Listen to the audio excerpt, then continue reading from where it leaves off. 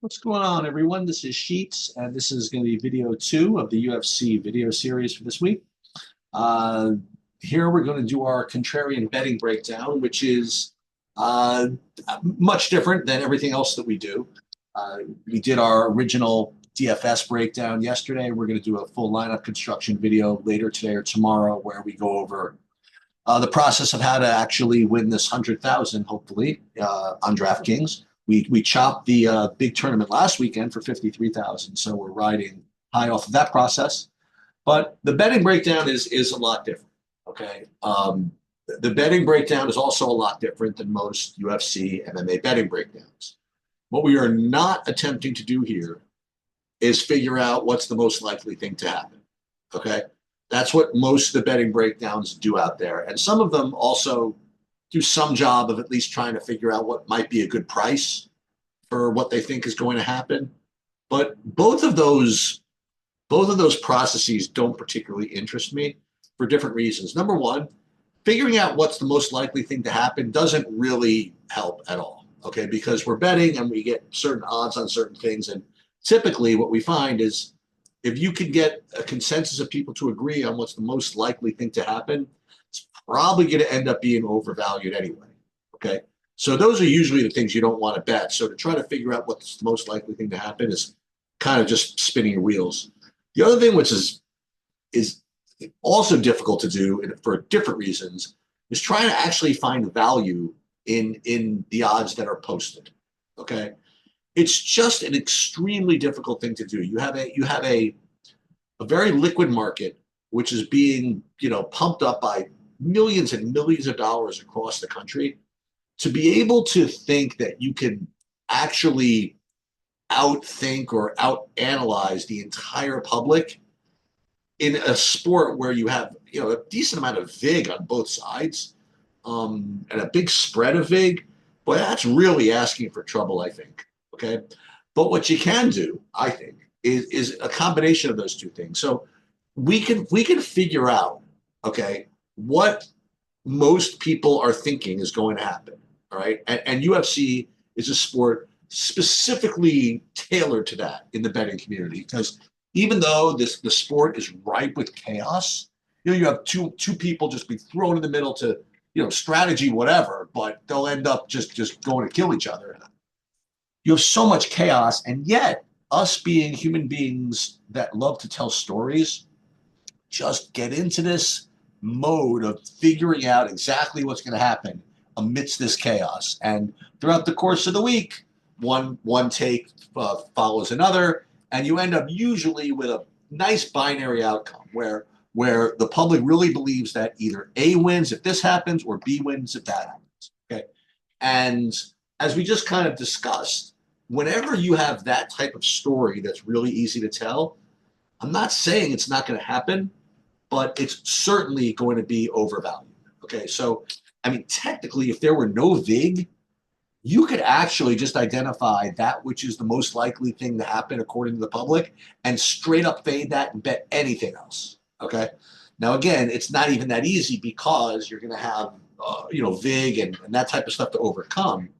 Um, and it would be nice to have at least some knowledge of the fight so you can, instead of just blindly picking something aside from what's most likely to happen, come up with at least some reasonable thing that could happen, knowing that's not going to be bid up like the most likely thing to happen. In any case, the other benefit of thinking about betting markets in this way is it does train your mind a little bit to be contrarian, and it trains your mind to really get a sense for how these markets work. And it's not just UFC that I apply this type of logic to. All sports betting, stock market, pretty much everything where there's a line of some kind, a vig to overcome, and where basically narrative drives a lot of the pricing. Okay, so what we try to do in UFC in this betting breakdown is figure out what is the most likely thing to happen based on what everybody believes, and try to tell the story. And if it is a really easy story to tell, we just straight up fade that and come up with something else, right? And um, a lot of people appreciate this approach. Again, it's not exactly the most efficient way to be a bettor, because you know what we're not doing? We're not betting early like a lot of people think you're supposed to do. And I'm not really line shopping or anything like that. I really don't care what these lines are. I just know that if you're not betting the most popular thing, you're probably doing okay, right? So hopefully this is a combination of I would say mind altering. It's not that important, but hope this is a combination of something that's helpful to you. And it's fun, to think about UFC betting and betting in general in this way. So let's go over the rules, and we're going to go back to I think the original rules here, where we are going to be betting one thing every single fight, and that's not the best money management system in the world, but we don't care. Second of all, we are going to be betting one unit on every fight, and that, of course, is not the best money management system in the world either, but we don't care. Third, each unit for us is going to be exactly $180. And again, I just feel it's healthy if you're going to come out and give your picks or whatever, that you should put an actual, not only should you put your money on it, but you should also say exactly what you're betting. And I know that some people think of units should be different for different people and all this stuff. Units means different amounts of money to different people. Yes, that's true, but I don't know. I just kind of feel it's more transparent, the better. Okay. And the last thing is that because we're contrarian and playing all kinds of kooky stuff, that we're going to presume that we are O for the card, until hopefully the main event, where we're going to hopefully get our money back. So the idea is that in the main event, we always bet something that is designed to get all our money back, assuming everything else loses. So on a 12-fight card, we are going to be making sure to bet something that is at least 11-1 to get our money back. Okay. So let's just get started. Tisha Pennington versus Luana Pinheiro. So this is a pretty easy fight to break down. You have Tisha Pennington, who is just much more talented. She has Luana Pinheiro basically covered everywhere. The only thing is that she doesn't really finish anybody. Okay, so this is like extraordinarily clear. Pennington is going to win, and it's certainly going to be a very boring, boring decision. So what does that mean? Well, it means that you cannot bet Tisha Pennington by decision.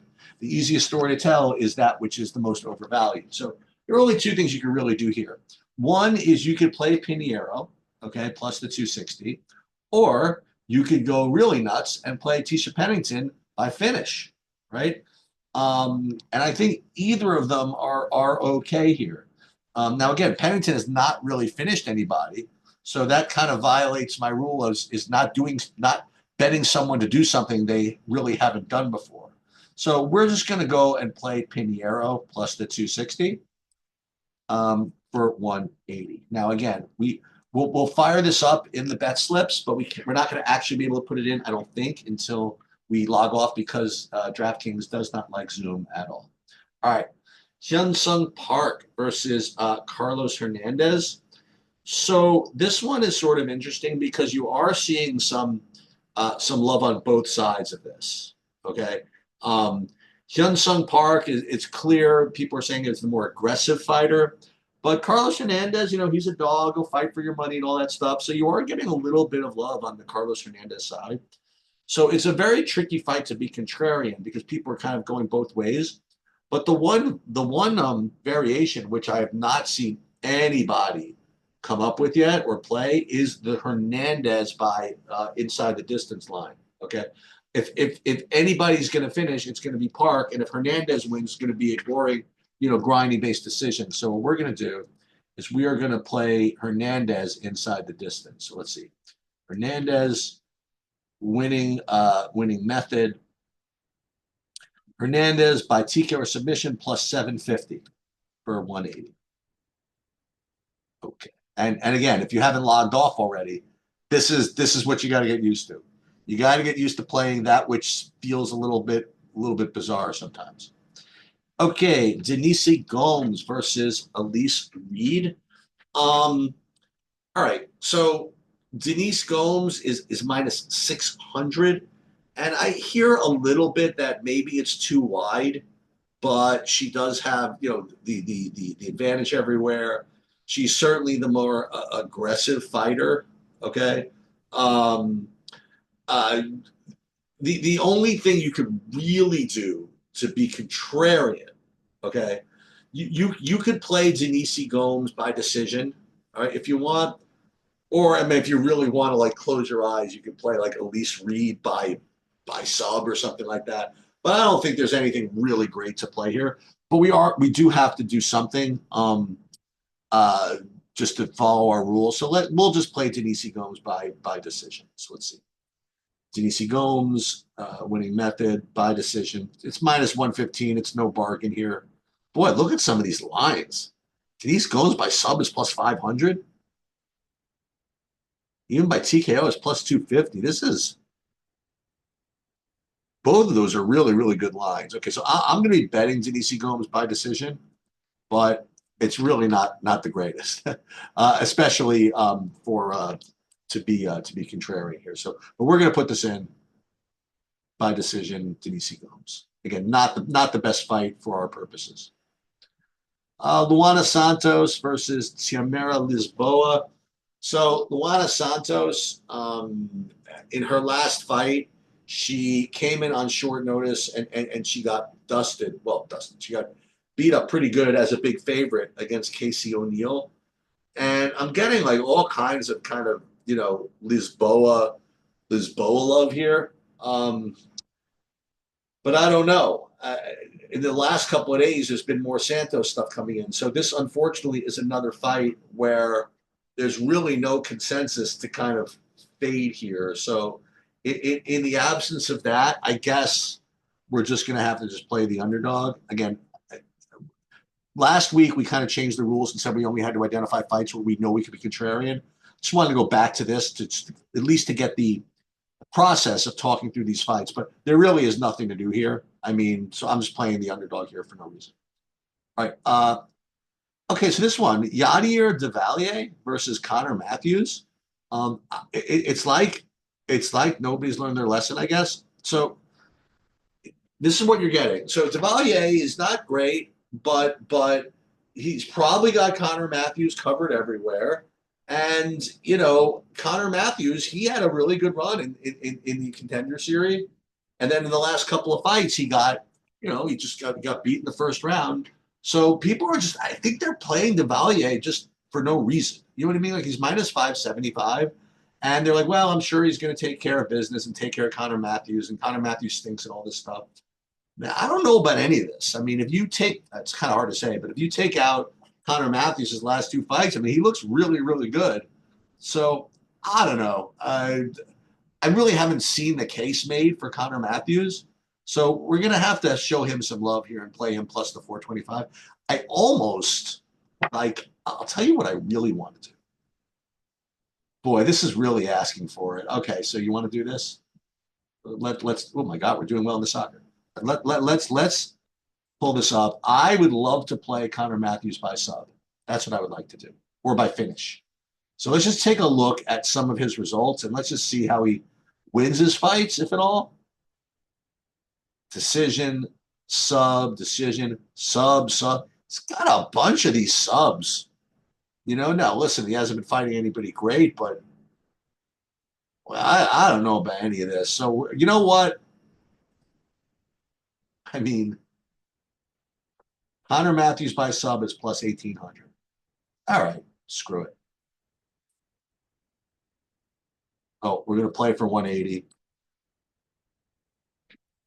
And we'll just try to fraud check the Yadier Devalier.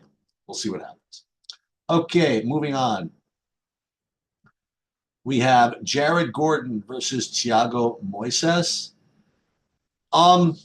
Okay, so Thiago Moises, I don't know why this is the case, but while people respect the Jared Gordon thing, it's everybody just is really just into this Thiago Moises play. Like he's got the better grappling. Okay, Jared Gordon's had some bad luck or whatever it is, but when it comes down to it, Thiago Moises is coming into his own and all this stuff.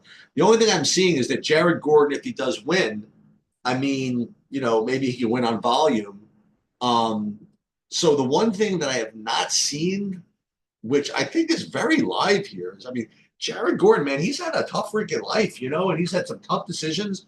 And the thing is that He had a split decision loss to Hackbras, which he didn't like. He had the split decision loss to Patty Pimblett, which nobody liked.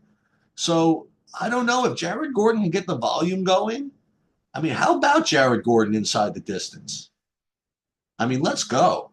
So winning method, Jared Gordon by TKO or submission plus 750 for 180. And again, this is what you're getting when you're following the contrarian betting breakdown.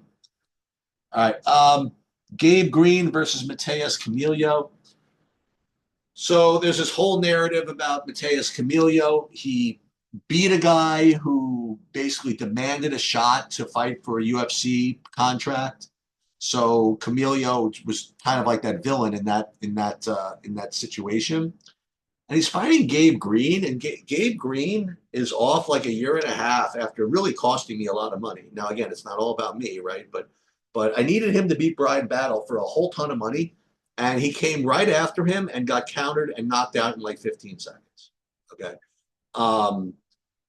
So what's happened now is he's been off a year and a half, and he's coming back, and all of a sudden everybody's is telling me what a dog he is. He's a veteran and all this stuff, and maybe it's too soon for Camillo and stuff like that. I don't know about any of this. So I am actually going to bet on the exact thing happening as happened last time. That's a nice little trick. Okay, we'll play Camillo in round one. Okay, what are we gonna get? 10-1, 6-1? It's got to be by something enormous, right? Let's see. Wow, it's not even that much. Camillo in round one is plus 250. Oh my God.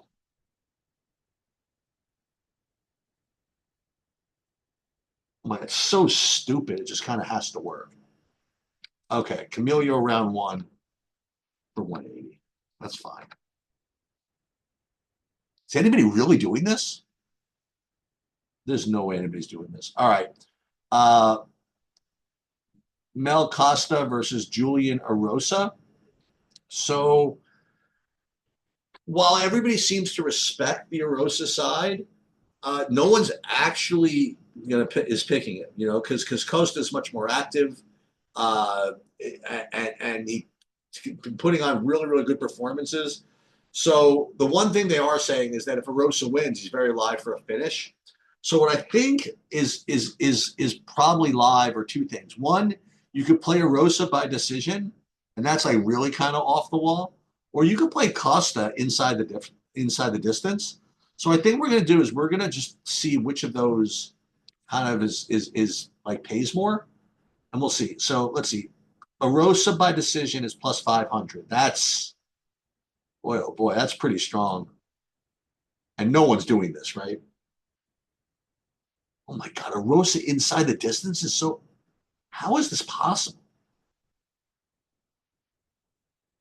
How is Erosa inside the distance so long? In any case, let's take a look at Costa inside first. Costa inside the distance is only plus 120. Well, we're not doing that. So let's do Erosa by decision. No one's doing it because it has no chance to win. Plus 500 for 180. All right. Dustin Stoltzfus versus Nurulston Ruzaboev. Okay. The only thing that we know for sure is this fight is going to finish. So we are not doing any of that. Okay. We're not playing Ruzaboev by knockout. We are not playing under 1.5. The only thing that we can play in this fight is this fight either goes the distance or somebody specifically wins by decision. I think the Stoltzfus by decision is pretty strong because if in fact he does win, it's possible he just gets that grappling going, and maybe he doesn't finish him. Maybe if it's Stoltzfus by decision, that's pretty freaking brutal. So what is this going to be 10-1? Let's see. Stoltzfus by decision plus 700. Let's go. Get the grappling going. and let's get it done. Sadiq Youssef versus Marion Santos. It's so funny. Like at the beginning of the week, I thought this was going to be the Sadiq Youssef, whatchamacallit, hipster underdog play of the week. But as it's turned out, I mean, everybody all of a sudden is on Santos. And I was actually at his last fight. He seemed pretty low volume to me. So it looks as though it's going to be a Santos win, kind of a low volume situation. So what can we not bet? We can't really bet anything low volume, which we can't bet decision. I mean, you can't bet Santos. So what are we going to do? Well, we're going to play Yosef inside the distance, right? So let's see. Yosef inside, winning method. Let's see. Yep, plus 400. Let's do it. Now, what we need here, really, if you really want to know what we need the 3 to not win at Pimlico here in race 8. I mean, if you really want to know what we really need is the 2, the 4, and the 6. So you want to know what? You want to get some extra sweat here? Let's get this up here. Where else do you get this kind of sweat? I don't even know if this is gonna if the stream is going to even show up. We need 2, 4, and 6 right here, and we just can't have the 3. I think the 3 was just a terrible, terrible favorite. I mean, it's probably, I don't even think it's the most likely winner. Oh my God, the 1 is 8 to 5? I don't know. I don't know what's going on here. Maybe we're just bad. Let's see. We had a 38 to 1 shot in the first leg of this pick 5. Maybe we're too greedy. But let's just see what happens. So it looks as though the 1 is getting swallowed up here by the 6. Actually, it's a terrible angle. Oh my God, this 3 is like a perfect trip here. Let's see what happens. So the 3 is coming. But let's go 6. Let's just put this 1 away. That would be really, really nice and appreciated. 3 doesn't look that great here. I don't know. 4 is coming. There's no way. We're really going to lose here. I can't believe a word of this. I guess so. I guess the favorite's going to win. Unbelievable. That's just extremely shocking to me. Anyway, okay. So we just lost all kinds of equity. All right. Let's move on to the UFC. Youssef by KO or submission, plus 180, plus 400 for 180. Moving on, we have Rodolfo Bellato versus Paul Craig. Very easy fight to break down. So Bellato is probably going to try to keep this on the feet and to not get into a grappling fight with Paul Craig, okay? Because that's what Bo Nickel did. That's what everybody just kind of knows to do. So what can't we do? We can't bet Bellato by knockout. That's certainly something we cannot do. And the only way Paul Craig is going to win, they say, is by sub. So we can't bet that either. So the only thing we can really do is either play Bellato by decision or Craig kind of by knockout or something, and that's just not happening. So Bellato by decision seems to be the idea here. So Bellato by decision plus 500 for 180. And I think we're at the end of the card, right? So let's go over the terrible picks that we've made that we are now going to have to try to win back in the main event. So Pinheiro, I can't imagine her ever winning this fight, so we're betting her. Carlos Hernandez, if he wins, it's certainly going to be because he just out-volumes him and just outlasts him. He's never going to submit this guy or finish him, so we'll bet that. Denise Gomes, again, this isn't such a big bet here. I mean, I don't really know what to do, so we're just going to throw this one in. Lisboa, same thing, not particularly contrarian. So because of that, I'm sure that MMA gods will have us lose both of these. Matthews by sub. I mean, that's just kind of just like throwing money in the trash can. I should probably just donate that to charity. But who knows? Jared Gordon. I mean, if he wins, again, he's involved in all these decisions. He hasn't really finished anybody since who? Since Mark Madsen. So how is he going to possibly finish somebody like Diego Moises? Well, I don't know. We'll find out. Camilio against Gabe Green. Gabe Green's got that dog in him. He's going to keep him up against the fence, teach him a vet lesson. Okay, how about we just play him in round 1? Arosa, if he wins, obviously he's going to finish, right? So we're going to play him by decision. Same with Dustin Stoltzfus. I mean, if in fact he wins, it's going to get that KO. So we're going to play him to actually win by decision. And Sadiq Youssef, he is going to get the KO because apparently all the upside is now in Santos for some reason. I have no idea where this all came from. So Rodolfo Bellato, again, I can't imagine him, Paul Craig, letting this go to a decision, right? He's either going to get knocked out or maybe get a sub, but Bellato by decision is so stupid that it just might work. All right, so we're 0-11, and we need to get 12-1 on the main event. So the good news is that it's pretty clear what's going to happen. So Michael Morales is going to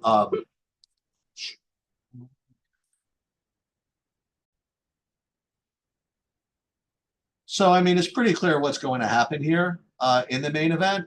You have Michael Morales is just like much better everywhere, but he certainly has the advantage on the feet. So he's going to keep him at range, and he's probably going to knock him out eventually. So what you can't do anything with Morales by knockout. So how are we going to do this? You remember, we have to play beat. You have to get something at 12-1 here. Well, what I would love to do is a couple of things, but it's got to work, right? Wow. We could play Gilbert Burns pretty much in any method is going to get us 12-1. But I want to try something here. I want to see what Michael Morales's submission record is. Just want to see if he's ever submitted anybody. No, not really. Okay. So with that being the case, the only way we're going to even get 12-1 is play Morales in a particular round, which is like almost impossible. So we're just going to go with Burns inside the distance. I mean, it's really just the only way to get the 12-1, and it's certainly possible. So let's just make sure that we're doing this right. So Burns, well, we can play Burns by decision. Wow. Burns by decision at 14. This is the beauty of this. I mean, if you want 12-1, you could do this any way you want. Let's see. Let's see what his usual path to victories are. And he hasn't really had wins in a while. Decision, sub, decision, decision. Well, he hasn't really KO'd anybody.